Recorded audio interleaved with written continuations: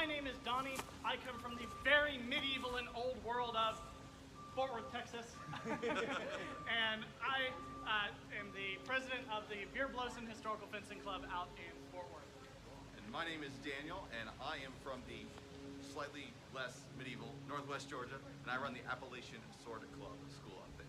And what we are part of an organization called HEMA, Historical European Martial Arts, governing body Historical European Martial Arts Alliance, but that is too much of a mouthful to tell you.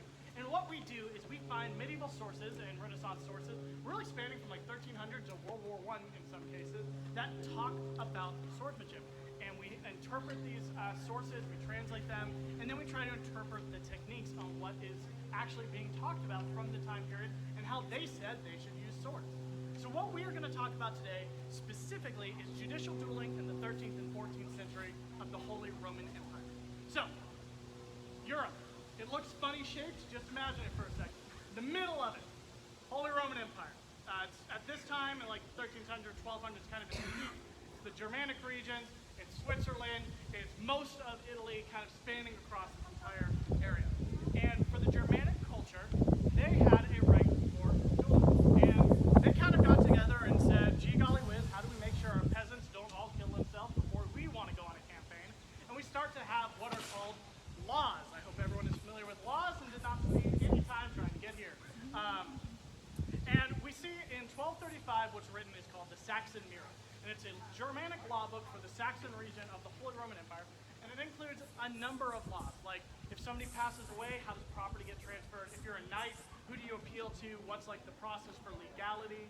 And one of the things it includes is the right to dueling and how it is structured.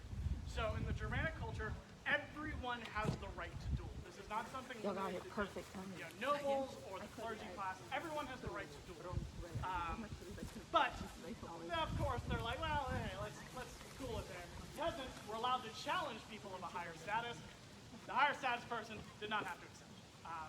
Otherwise, what you would do is you would appeal to a court and accuse them of a crime. So dueling was, in this context, was relegated to a courtly proceeding.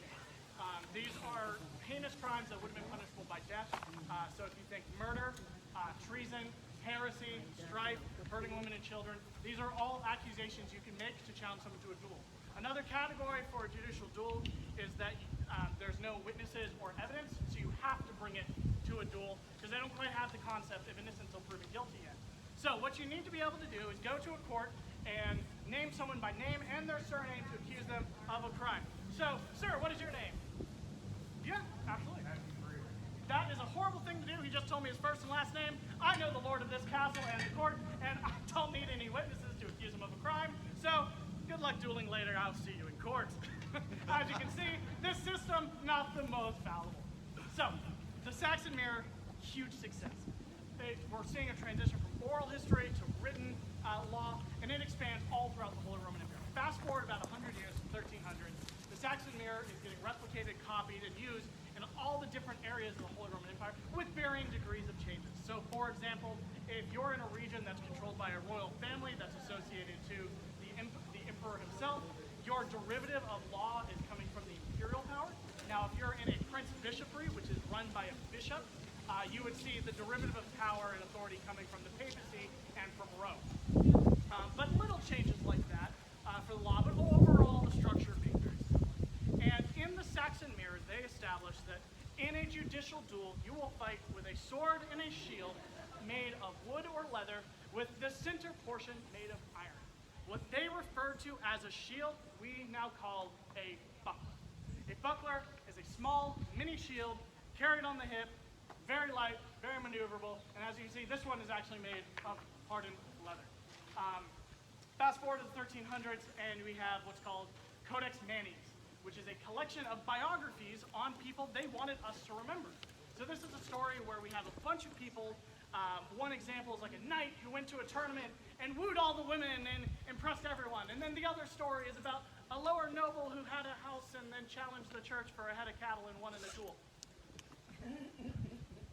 One of those things is not like the other, but they wanted us to remember them all together. Has anyone seen Knight's Tale? Oh, yeah. Best crowd yet. Best crowd yet. I had like one person per crowd. one crowd that didn't see Knight's Tale at all, and I'm like, all right, get going. You got homework before you can see the show. Baron von Liechtenstein is actually from Codex Manesse, and it tells a story of a knight who won a bunch of tournaments. So the movie is very loosely based on a source from the Codex Manesse, but it is always worth pointing out because it is a fun movie and Heath Ledger is a fantastic actor. So in this Codex Manesse, we actually have people who are fighting with sword and buckler, illustrated with bucklers on their hips. That's what's in the flyer there. You can see that bottom row is all images from the Codex Manesse. So 1235, we have a law book that tells us how judicial dueling works. 1300 in Switzerland, we have the Codex Manesse, which is talking about the people who are dueling and fighting for various reasons. Now again, we are focusing on judicial dueling today. Of course, as you can imagine, there is more than one reason you would wind up using a sword, and we are just focusing on judicial dueling today. There's different types of duels. There are friendly duels, there were duels to just first blood, there was duel for life and death. We're talking more about the life and death one because it's fun. So, we have sources for laws, we have sources that tell people do it, and we have sources to say how to use these weapons.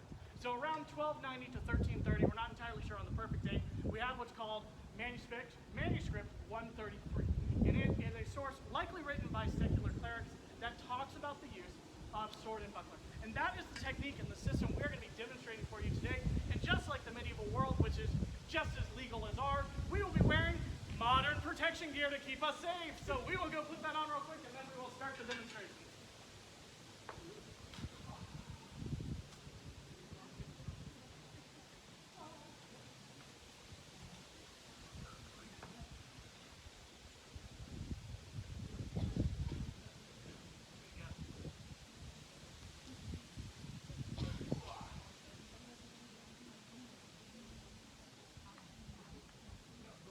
So, we do not know how these fights are going to go. These are not scripted, these are not showcased. What we are doing is sparring for you. Daniel and I have been training together for years now. Generally in HEMA, when we are training with sparring and everything, we are wearing heavier jackets like that, more protection as well. This is something we can do because we have trained together and we know each other's tells very well. However, we do not know how these fights are going to go. These are not scripted for you, and we are trying to showcase a technique for you. So, on that note, Daniel, are you ready? I'm ready. Let's do it. All right. I'll have everyone know we have been keeping track of who's winning what's round, and it's 3-3 right now. Oh. All right, you ready? Let's do it. All right.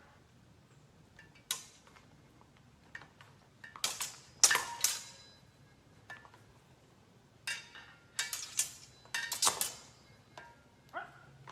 So off of that, you can see we started kind of cagey. We don't want to get hit. That's one of the big attributes we see in these medieval sources, because you think about like Olympic fencing where they both jump at each other and the first person hit is going to win because they have rules like right-of-way. If we both hit each other at the same time, what you have is two dead idiots. It doesn't matter if the court has ruled that I was right and he was wrong if I die in the infirmary to never live to tell the tale. So a lot of these sources are very defensive. We can do it. What we're trying to do is initiate what's called binding, where our swords are in contact. So once our swords are in contact, we can position and maneuver to try to take center lines. Now, what happened there was Daniel started pressing a little too hard while I was on the retreat. So while his sword was extended out, I dropped my blade around and tagged him on the hand. Of course, a hand hit is going to be just as disabling to end a fight as hitting someone in the head or the body. You don't have to hit them in these deep targets to prove points sometimes. So, you ready for the second round? Let's do it.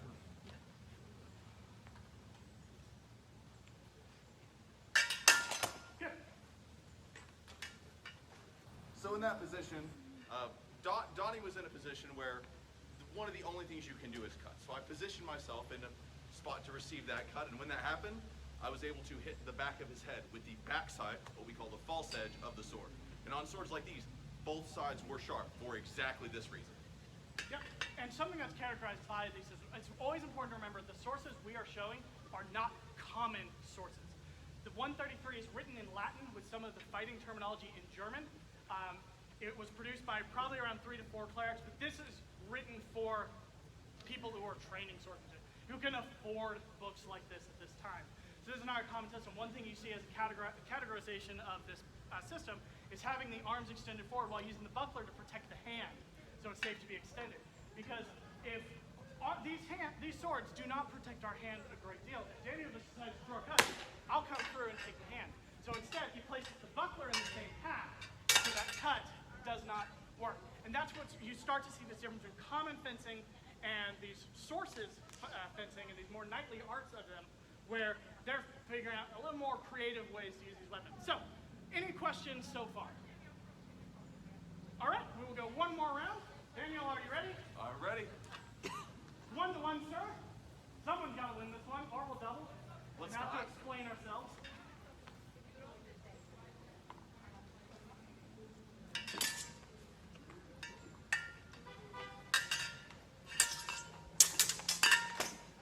And on that, Yeah. we doubled. So, we tried very hard not to double. That is like our biggest emphasis. Sometimes it happens. What doubling is two people hitting each other at the same time. Daniel hit my head while I threw my sword into his arm. That would suck for both of us. A lot of the sources talk about how not to do that, but that's how you can tell this was not as scripted. So, this is one piece of time, one region, with one specific weapon system.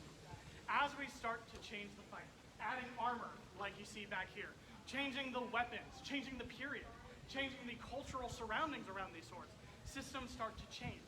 These weapons are used in different ways. So what we have down here is what we've been calling our petting zoo. Please come down, pick up swords. We'll talk about a bunch of different sources, the history behind them. So I teach Germanic medieval sword and bucklers, primarily 133, a number of other sources from there. I also teach German longsword and the systems that come from that. And I teach British military saber, which comes around the Napoleonic era. And I teach 133 as well. English longsword and then Polish saber on the back. So, with the cloud coming, after you guys have stayed in the sun this whole time, come on down and we have waivers and we're running little intro classes as well. If somebody wants to feel the sword, and let's talk some swords and some history. Thanks so much. Thank you.